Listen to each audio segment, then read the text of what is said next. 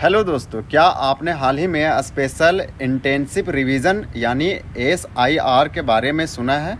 और आइए आसान भाषा में समझते हैं कि क्या है एसआईआर।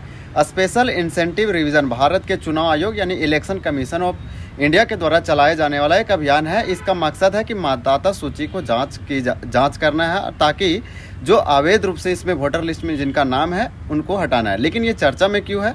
तो दरअसल हाल ही में जब बिहार में एसआईआर चलाया गया तो कई याचिकाओं सुप्रीम कोर्ट में दायर की गई। याचिकाकर्ताओं का कहना है कि ये नागरिकों का जो मानवाधिकार है उसका हनन हो रहा है और कई राजनीतिक दलों ने इसका विरोध किया। अपोजिट लीडर के जितने भी विपक्षी दल थे वो सब।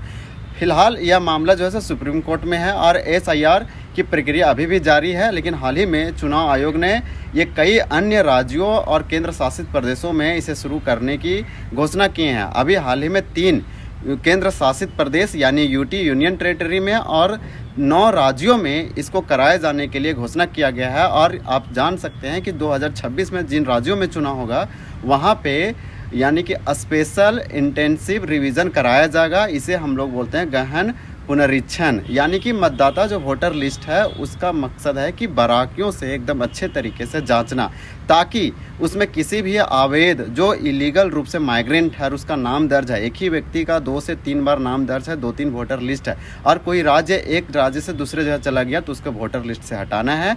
जब बिहार में कराया गया तो 47 लाख लोगों को वोटर लिस्ट से नाम हटाया गया और काटा गया। और चुनाव आयोग ने इसमें बोला कि अगर किसी का रियलिटी में हटा है, नाम कटा है वोटर लिस्ट से, तो आप हमारे पास कांटेक्ट कीजिए, संपर्क कीजिए, आपका फिर से वोटर लिस्ट बनाया जाएगा। लेकिन ऐसा नहीं पाया गया तो फिर से चुनाव आयोग ने घोषणा किया कि 12 राज्यों में कराएंगे, फिर 12 राज्यों के बाद पूरे भारत में कराया जाएगा। एक ही बहुत ही चुनाव आयोग के द्वारा चलाया गया बहुत ही बड़ा अभियान है और इसके अंतर्गत जो है पूरे अभी असम में कराया जाएगा, उसी प्रकार से बंगाल पश्चिम बंगाल में कराया जाएगा, गुजरात, मध्य प्रदेश, उत्तर प्रदेश, टोटल 12 राज्यों में कराया जाएगा, जहां पे अगले साल 2026 में जिस राज्य में चुनाव है वहां पे कराए जाएंगे। तो थैंक यू, मिलते हैं अगले टॉपिक के साथ, तब तक के लिए धन्यवाद।